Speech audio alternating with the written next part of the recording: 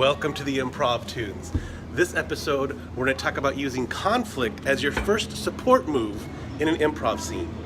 Now, a lot of newer improvisers will try to initially do conflict as the first move of support. So let's say Purple walks in and Purple says, I want you to help me bake a cake. Let's say that's all the initiation is. Pink walks in, and if they're a newer improviser, they typically say, I do not want to help you bake a cake in some manner. Like, I'm not going over there. You need to clean the machine. I'm not touching that bowl. I'm not, whatever it is, because first of all, the thought is the new improvisers believe that's where the comedy comes from, is from conflict. It comes from two people disagreeing with each other. Another thing is it's a very controlling mechanism, is through this filter of I'm not going to do this with you, I get to pick and choose which of your offers I'm actually going to accept in this world. Another thing with newer improvisers is when they initially go to conflict, what they're saying, what they do a lot of times is you come up with everything and I'm going to audition all of your offers. I'm going to say no to that. I'm going to say yes to that. I'm going to no to that. And it puts the onus of the scene a lot on the person that initiated it. Because now not only do they have to keep on, because when Pink walks in and instigates this conflict, they believe that the game they set up is you have to convince me. The game we're making is you convince me to bake the cake. So then Purple has to come up with all these reasons and all these like emotional needs of helping me bake the cake, which puts all the onus of the risk of the scene, the need of the scene, the climax of the scene on Purple. Okay. So and when I say this, I'm not saying never do conflict. I'm not saying never do argumentation. What I want you to do is be aware of when you're making those choices. And if it's your default, start exploring different choices outside of conflict or argument. There's some amazing teams.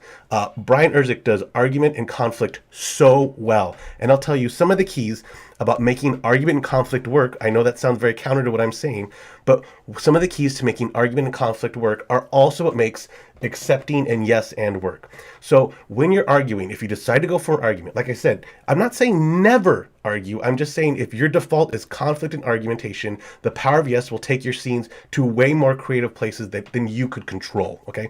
So if you decide to argue in a scene, here are 3 characteristics that will help you be a team player as opposed to the director of the scene and allowing what happens. Okay. So first of all, you have to accept the reality of what's going on. So if someone says, so Purple says, I want you to help me make this cake. Pink has to accept, okay, we're baking a cake.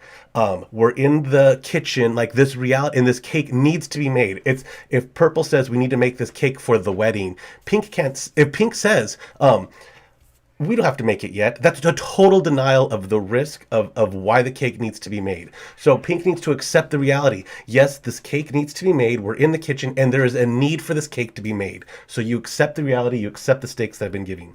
The second thing is Pink still has to bring in specifics. What happens a lot with newer improvisers, if Purple says, help me bake this cake, Pink will say, I don't want to help you bake that cake.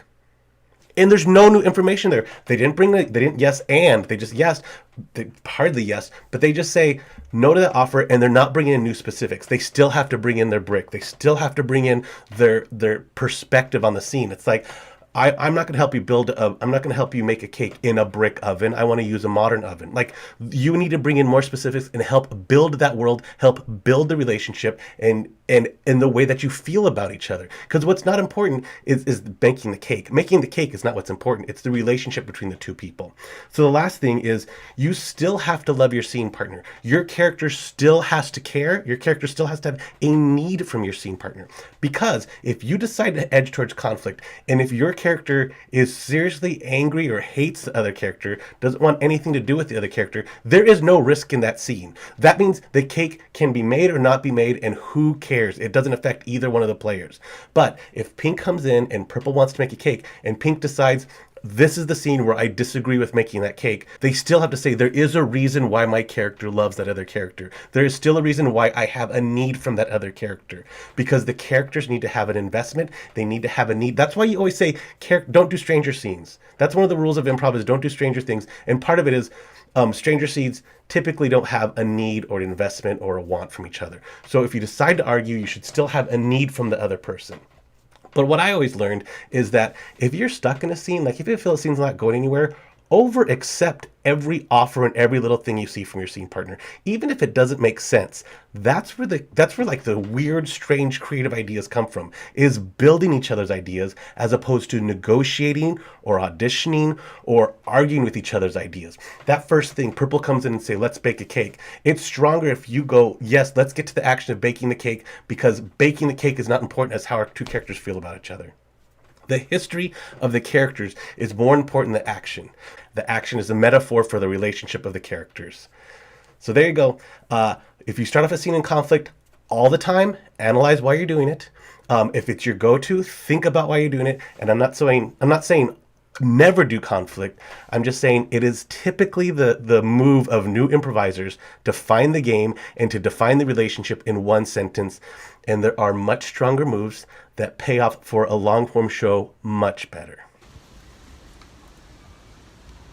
Thank you for supporting the Improv Tunes. Like I said, you don't always have to support the Improv Boost, but you can support each other. Here's some improv podcasts that could use your support, that they could use all your help, because they're incredible resources and they're all grassroots. It's just a person with a passion.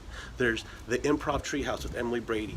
There's the Improv London podcast. The Nursery Theater has their own podcast. There's Sacred Fools. There's the Mischief Managed podcast. There's so many great resources. There's the Improv Chronicles podcast. There are so many great resources out there. If you're interested in improv, do yourself a favor, like them, subscribe to them, comment on them. The more you support the improv community, the stronger it gets, and the more resources there'll be out there for you. So support each other, listen to each other, like each other's stuff. I can't wait to see you next time on the Improv Tunes. Yeah!